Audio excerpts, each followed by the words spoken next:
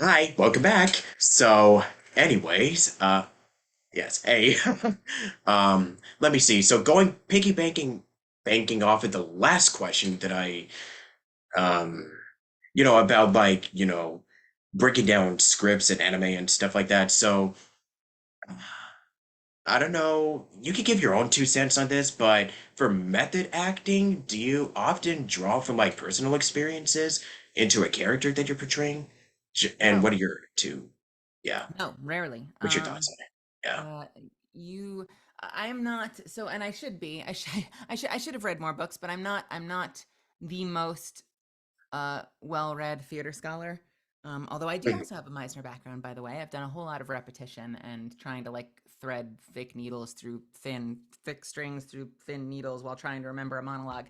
Um, but I no, I my very limited understanding of kind of like theater's historical roots is that two of the major players studying under Stanislavski were Stella Adler and Method is wow, my brain is breaking. I was so ready for this. And Lee Strasberg, was it? Was it Strasberg? Might have been Strasberg. I'm losing my mind. But so two of the main students of Stanislavski, and they kind of went off in different directions of how we create these imaginative spaces that we live in as actors.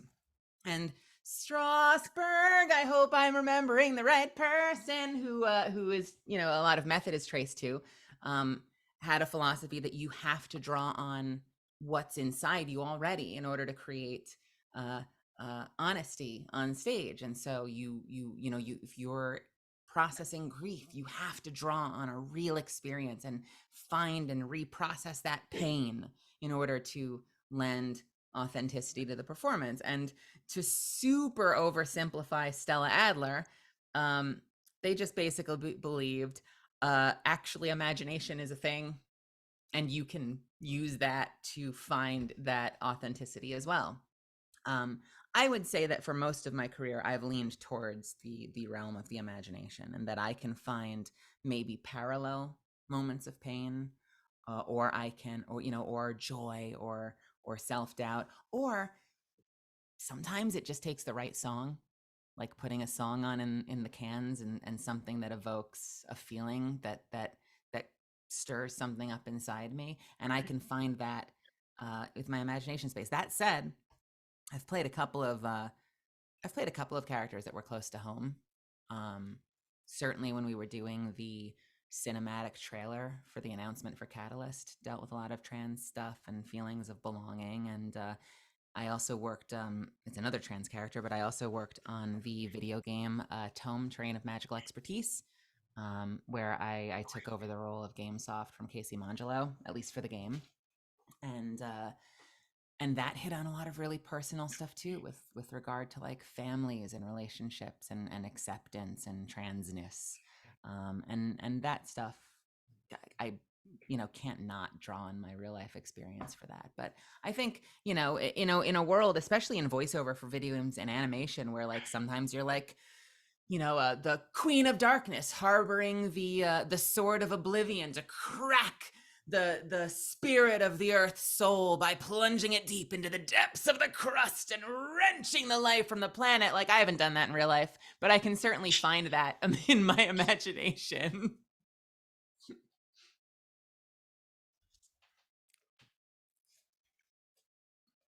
From where I stand, I shall smite thee.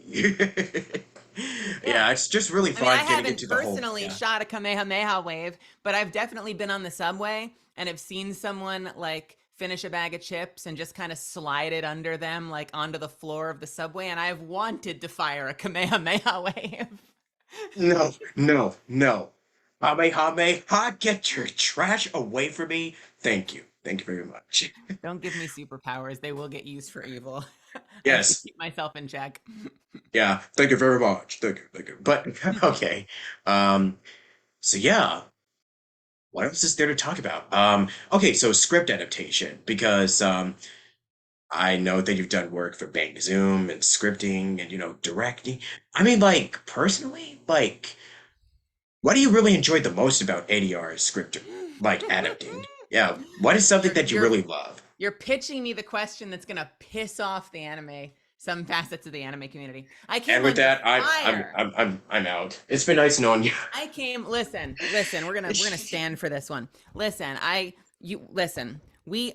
I came under fire like 5 months ago over Nagatoro because, and I'm not trying to throw anyone else under the bus, but because certain like slang terms were used in uh the translation. And because I'm like the most vocal member of the Nagatoro dub team, everyone decided I was the translator. And like a thousand a thousand freaking internet trolls came after me and started like quote retweeting me and attacking me for something I wasn't even responsible for. That was like such an eye opener to like the state of the internet and like how not to take it seriously. I remember tweeting at somebody because I'm the adapter, right? I'm not, and I'm I fire back sometimes, so I'm sure I didn't do myself any favors. But like I remember someone quote tweeting me, literally saying, I am not the translator, but here's how I feel about it. And then they would like quote retweet it and be like, look, your job isn't to invent the story. Your job is to translate the script. And I'm like, no, read the tweet you just retweeted. I literally just said my job actually isn't to translate the script. Like Sorry, literally what? not my job. That was a whole fucking ride. The whole freaking ride. I'm so sorry. I cannot. God, I need to stop. Mm. Um, I If I mm, Here's what I love about adapting.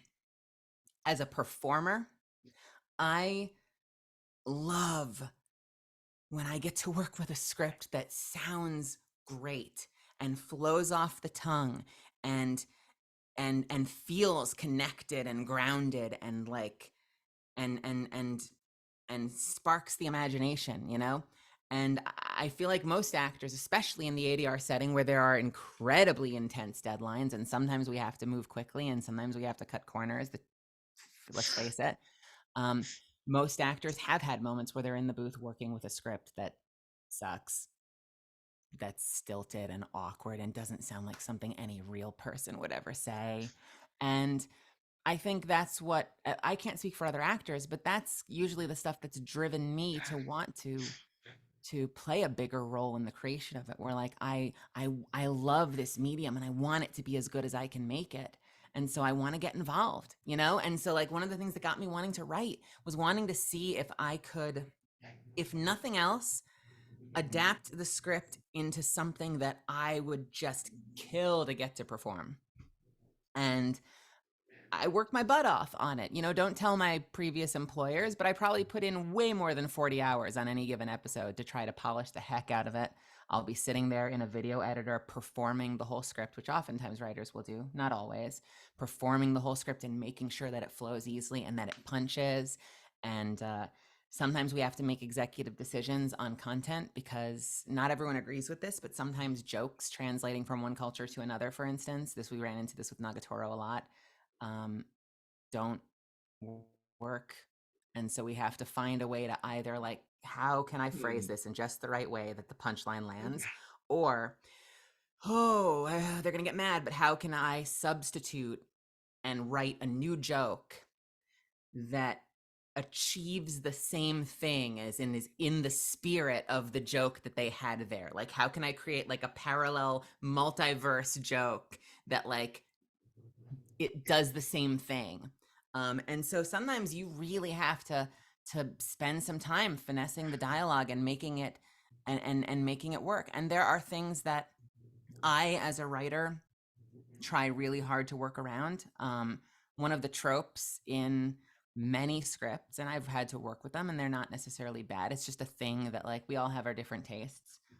But one of the tropes is that if you look at the Japanese language, oftentimes sentences will lead with the subject, and so if we keep that formatting in English, that's how you end up with a I'm sure something you've heard a lot of anime do, where they'll kind of have sentences that sound like, your father, he loved you, you know.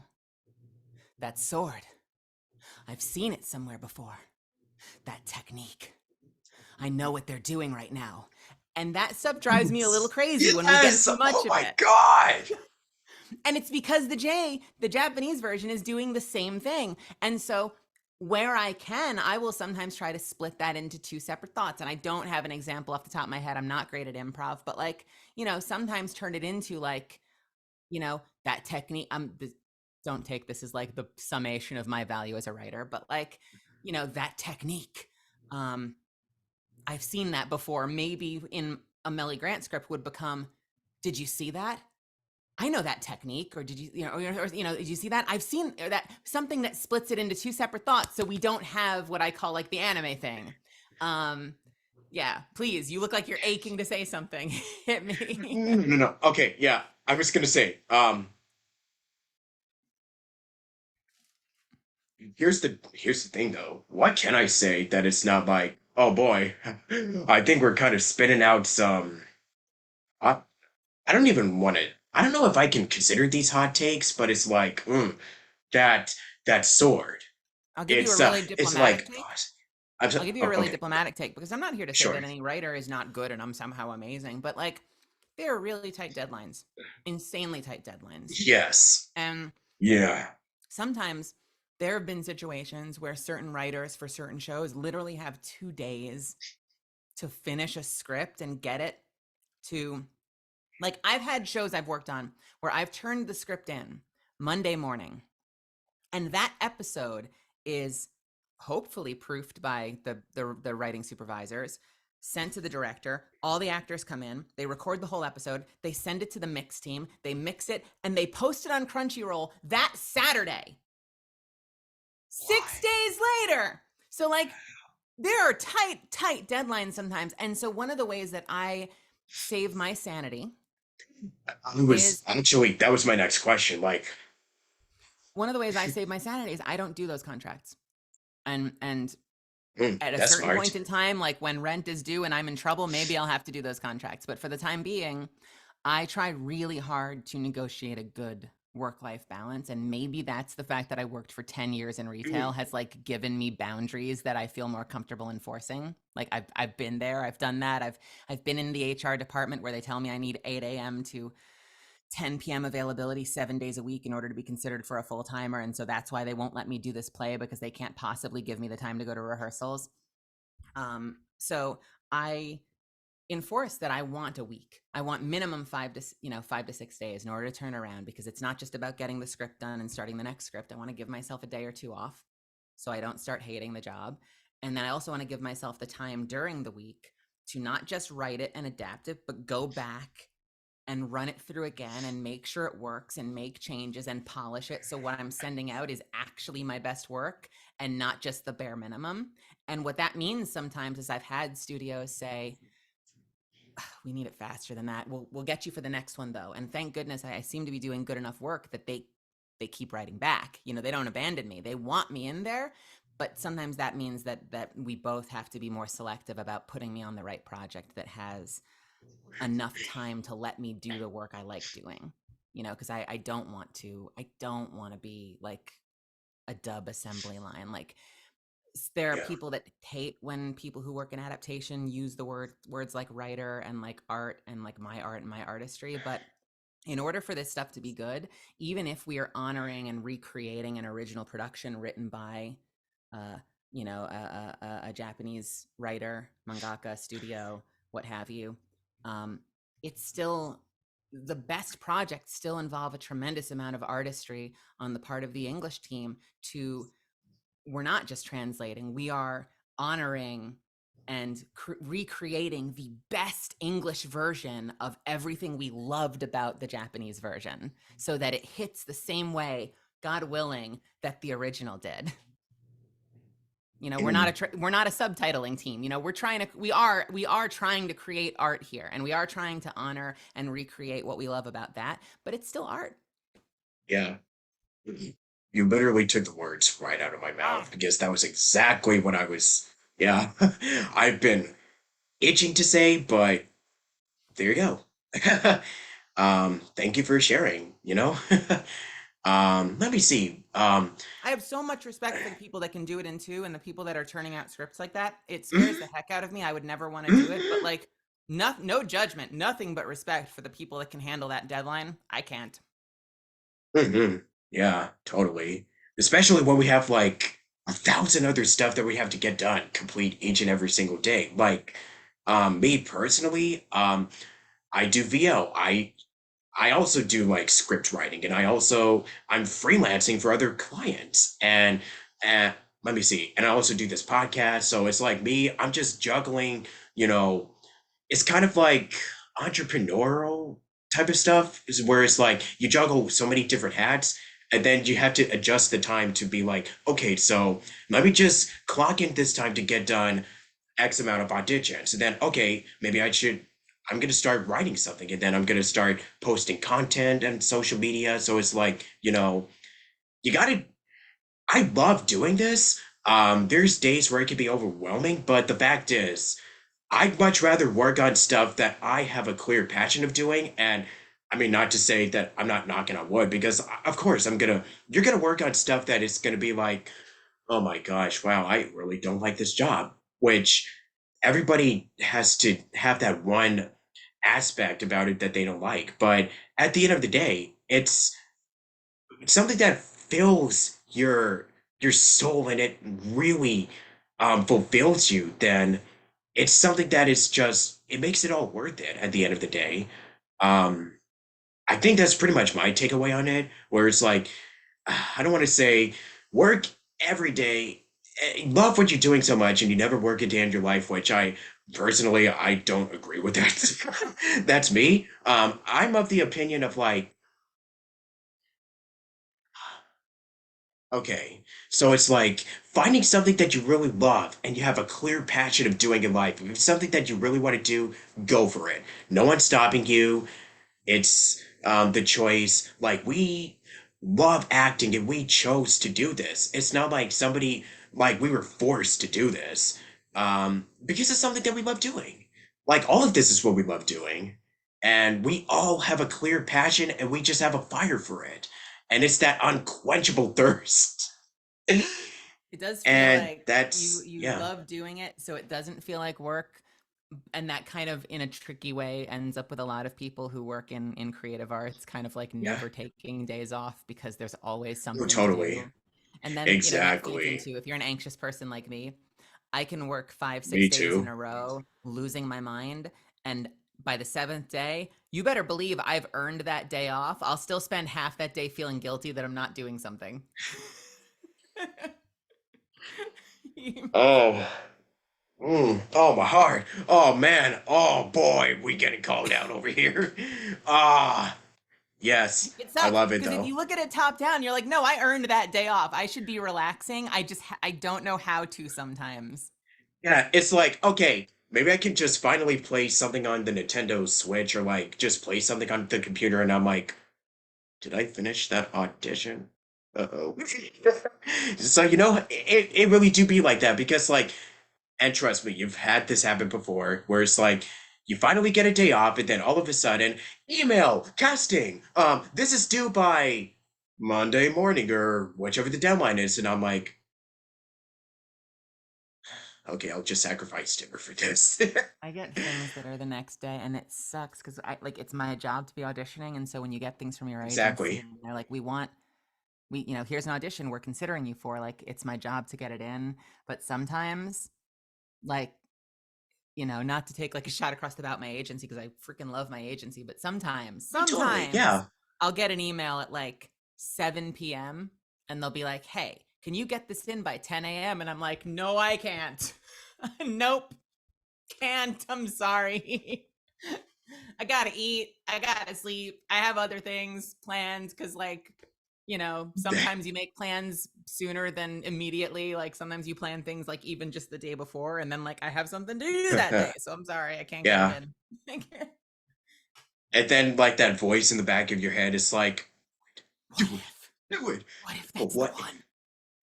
Am I right? What if Exactly. this is your demon slayer? Yes, exactly. It's This is like, your JJK. This is your Attack on Titan. Your My Hero Academia. Like what? yeah, What if that was your one shot and now it's gonna be another 100,000? then I kind of feel like that one Nike or Emperor Palpatine is like, do it, Do it. do I it. know. Exactly. That's where like, thank goodness that editing exists because you'll end up in the booth and you're like, you end up in the booth and you're just kind of like that first take. If you listen to it raw, is you going, fuck, Melly Grant. All right, no. One, two, three, three, two, one. Melly Grant, reading for, and then after you're done, you're like,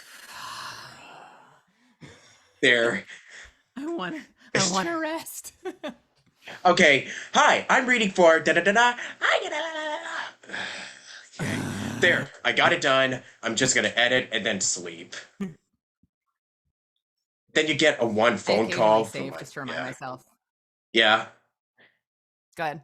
I mean, I was gonna say, like, I know a lot of us tend to procrastinate until last second. I mean, but it feels like we kind of perform better when we're under pressure.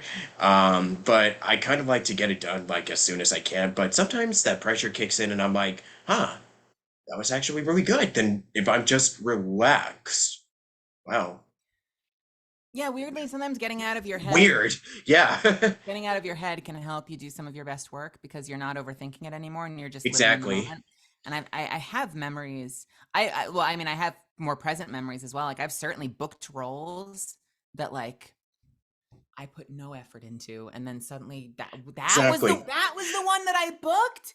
But I've had moments Yes. like that going all the way back to Yes. college, where I remember being sick one week, but I still had class, and I went into class, and it's a Oh, self-study class, and I was freaking miserable. And I'm on stage, like feeling just terrible. I'm just shooting my lines across the scene. And at the end, that's the class that the teacher is like, Melly, that was brilliant. That was so connected. And I'm on the other side of that conversation, like, yeah, okay, can I go home? Like, yeah. I don't want to be here. Let me I've go. sh That was the performance that connected, apparently. I've shared this before on the podcast. I literally did a class when I caught COVID like last year in August, and I Your had most strep. brilliant work. Yes, and then I had strep throat too, and I still did like this character that's kind of like Toad from Super Mario with the strep throat. Ow. Throat was it was Ow. murder, and yet Ow. I was told that I still did a good performance, even though I have little to no memory what I even actually did, what voice I even did. So it's like, okay, fooled him into thinking I was actually good. Brilliant. I want to rest and just. Where's my soup? Medicine. Okay. Some directors are really good at bringing that out in talent. Exactly. Have you spoken to Mark Allen Jr.? Uh, no. You should, because he's amazing. He was my former housemate too, and I love him to death. So I'm going to steal Hey. one of his stories right now, and I'm going to paraphrase it. So if he tells it later, he's Sure. going to be the second one to tell it, and he can Okay. suck it. Yeah. But go ahead. I remember him telling me a story once of working with Tony Oliver, who's an incredible Ah, teacher, I met incredible Tom. mentor. I actually got his autograph behind me, which I don't know if you can see. Let me. Uh, I love that I man got to so death. many posters. Oh yeah, Lupin. Right There you here. go. Yeah. There we go. I love Yeah. that man to death. He's an incredible mentor and And I teacher. got Keith And Silver's. I got so many autographs. I know he has this he's amazing at bringing out those kinds of performances. And I remember Mark telling me once that he was not feeling this performance and he was struggling, and Tony like snuck attacked. He like sneak attacked him with Nukata. this weird Mm. journey where he would be like, and I'm gonna make this up, so this is not how it went, but something along the lines of like, did you ever go to the beach as a kid? And like just get him talking and be like, do you used to go with your friends? Do you ever play do you ever like, I'm making this up again, this is not Tony, but like, you ever play volleyball on the beach, right? And then you get that perfect serve and it's served to you. Yeah. No, I used to do that. I used to go with my friends. Yeah, right. And you know how amazing it feels when you hit that when you finally hit that ball and you see it go into the clear right into that spot that neither of them were, and then you say, and suddenly he finds the line because he took him like the long way to get there and got him out of his head and took him emotionally to a place that it like suddenly resonated and he was able to just blah, blah, blah, and it's like perfect take. I got you to that emotional place and you gave me brilliant a brilliant take. It really do be like that, let me tell you. Um, I'm kind of afraid to ask this next one. What is something that you've picked up over like the last few years or so? About what? Like, I know you did VO, VTubing, like, what is it that you like to do, like, on the Have you picked up a side, lot of outside of stress work? and anxiety? Oh, Oh, God. um, okay. That Are probably you should be the mean answer you right mean here. hobbies or I guess. I don't want to say hobbies because it's like, oh God, what are hobbies? uh, try phrasing the question differently so I know what you're asking for and I will hit you as best as I can with it. Like, any hobbies that you picked up, like, after COVID hit or anything? Um, I mean, I kind of like this whole streaming thing has been crazy and wild and new. And that I mean, what have I done? You know, now that I'm in LA, I've got sun a little bit more often. I've been going on Nice.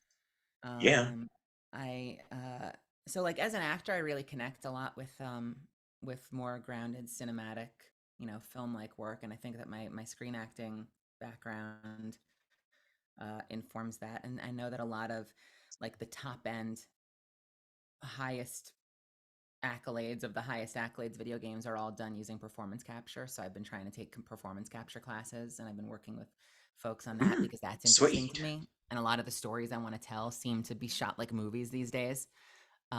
And so that's something that I need to get better at. Um, but I mean, probably above and beyond everything else is streaming.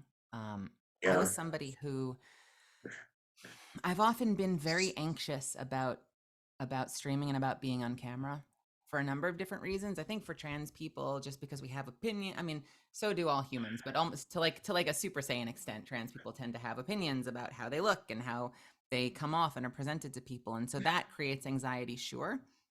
But I'm also an introvert, and I'm the kind of person that like I'll go to a party, and if there are too many people there, I will just sort of like hide in the corner for like 6 hours, and then just after like a few extra people leave and it's down to like five of us, it's like the party starts and I'm like ready to talk and hang out with people and like have drinks and have fun because now like the group size is emotionally manageable. So I got a lot of things that tend to cause me anxiety.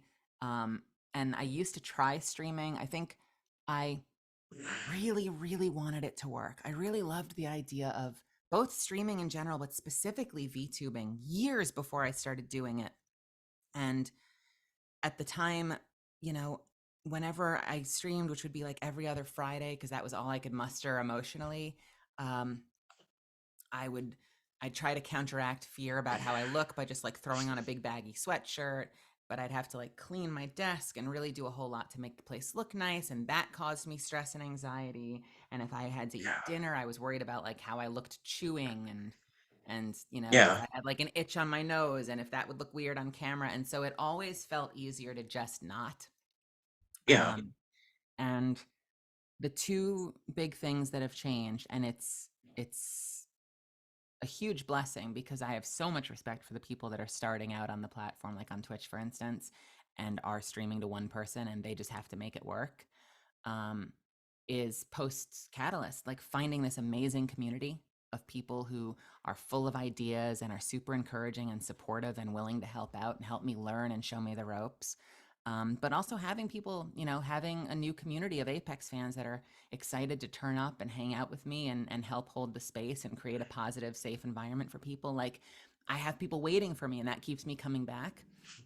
But especially being able to turn the camera off and have like a PNG model at the time for the moment, a PNG model representing me has given me this huge new boost of confidence where I feel like I can be myself. I can focus on the game and on the vocal performance and on connecting with chat and just not having to worry about what was used to be this giant list of things that caused me anxiety. And so it's wild to look back and like 2 years ago, I could maybe Yeah. muster every other week one day for like 3 or 4 hours, and then my battery would be empty. Now I'm doing 5 days a week, like 5 to 6 hours a night. Yeah. I almost did like I felt like I felt the puzzle pieces go falling into place, but I still had residual. Remember how I mentioned at the very start about like just taking the leap and starting? Oh I had yeah. a little bit of that residual um uh resistance to giving it a shot. And so I almost exposure therapied myself back in December because I forced myself to go live every single day of December. All 30 days, like I made Yeah. myself go live. And by the time I got to January, I was over it and I felt great and I was having fun. Um, Yeah. I don't know if that would work for everybody, but yeah, I would say that because that's something I wanted to do for years. And of course, like everything else that you put off, now that I'm finally doing it, I'm like, why didn't I do this before? Like, why did I wait so long? Yes. Apex Legends. Let's talk about it for just a second. Because Heck you're a yeah. catalyst, and yeah, just talk about everything, like experience and What? just being a part of it. Yes. Oh, What? and the fan. Just Yep. start. Yep, Apex, because I know we've Okay. got like a little time left. So yeah, we could just discuss Apex and just any why it really means a lot to you, and and kind of like a shining example of like of the old of why you do this every single day, and it's like this is why, and this is exactly the reason why we get out of bed and just we do the thing, this VO thing, this is why we love doing it for a living. So I guess Apex is probably the best example of that because like I'm on your Twitter right now and it's like, wow, that role announcement just really up. So, congrats by the way. So Thank you. yeah, we could just discuss it for a little bit. Oh man, I mean it's been life changing to join that cast. Apex is such an amazing game. I'm not a PvPer, or I haven't. I guess I am now because I stream Apex quite a bit. But I was not a PvPer. Like I never was really attracted to battle royale games or games that are purely like arena focused. Like any of that kind of stuff. I like PvE shooters and I like third person PvE games. So when the Apex originally announced, I remember there was a whole lot of buzz about it because it was like you know, it was one of the most like diverse, inclusive casts of a first person video game that like anyone had ever seen. And before that, we'd had, some of the titans that paved the way with stuff like Overwatch, but Apex was just like a whole other level of like creating this amazing, awesome, awesome, awesome, awesome diverse cast of characters. And right off the bat, like the cast seemed like they were best friends and the community was super cool and like huge portions of the community were super supportive and awesome and excited.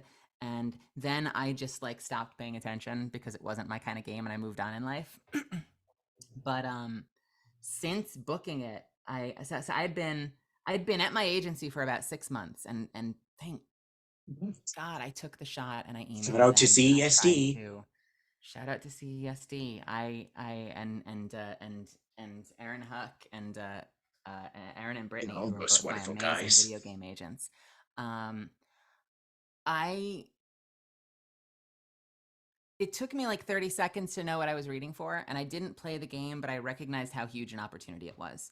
And then I looked closer and I realized that they were casting a trans character. And then I realized how like insanely massive an opportunity this was going to potentially be because there are so few games that have like Yeah. really thorough positive trans rep. And I obsessed over that audition in all the ways that most people will tell you not to. I obsessed and got so granular with that audition over the course of like a 2 week period during Christmas.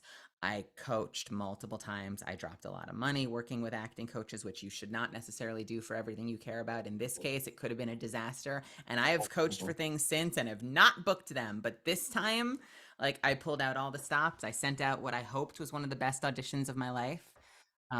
Thank God it got me into the room for a callback, and then the rest is history. It's been wild. One, it is definitely the biggest thing I've ever booked, but hopefully it's the first of many. Hopefully we're just getting started, right? Yeah. Um, it also is one of the first really like long-term recurring things I've done. Like I while I'm in some of these properties, like I have a character that's in My Hero Academia for like 3 minutes total if you add it all together. But like I haven't been a part Still of pretty like big. Yeah. the big shows. Like I was briefly in Dragon Ball Super, but like I'm not like a recurring character in that across the whole thing. I haven't been in like Attack on Titan or like your JJKs or Demon Slayers or ongoing shows, Doctor Stone, ongoing shows as long recurring characters. So usually if I booked something, it would be like a 12 episode run, and 3 months later it would be out of my life. I did one 24 episode run, and 6 months later it was out of my life. This is, I feel like I've joined the cast of a television show. And now they have me come back in every 3 months for the foreseeable future, for as long as the game continues to go strong. Um, and the characters, trickle fed, because it's hard to do that with live service, especially live service PvP games. But like the characters continue to grow and develop, and the world continues to grow and develop, and our characters change. Um, I've never done anything like that before, and the cast has been so incredibly welcoming and cool, and I'm meeting them one by one, and every single time it's been a banger. Like they put together such an amazing, cool group of folks to be a part of. Yeah, it feels like I'm on a television show. It's wild. It's absolutely wild. And the fan community Yeah, response has been insane. Um yeah, I've seen so many incredible pieces of fan art. I would like save little versions of them in a folder so I could like keep my little collection of like cute, awesome, amazing fan art people have sent me. But there's been so much I've had to stop. It's just impossible to keep up. yeah, I see people put together comics and fan theories and headcanon about relationships and speculation for the future. And it's the kind of stuff I've done in the past with IPs that I've cared about in my past, like Overwatch or like Avatar The Last Airbender, like franchises that have been ongoing, that have been important to me. And it's wild to be on the other side of that and reading all these amazing speculations and theories and stuff like that, and knowing that I'm like in the middle of that world that so many people, that resonates with so many people, and that so many people are passionate about. It's a yeah, huge blessing. yeah. So I have about 10 minutes left, so I guess we'll just say our final, like, we'll just conclude it for the last part, which will be about like 10. It's going to be relatively short, so I'll just ask my remaining questions and then we'll Apex fans officially rock, conclude by it. the way. Like Yeah, love you guys. big shout out to the Apex community for being so supportive of me. Anytime. So stay tuned for part three. And yeah, this has been a real pleasure so far. And I'll see you guys in the next part. Until then, rock on.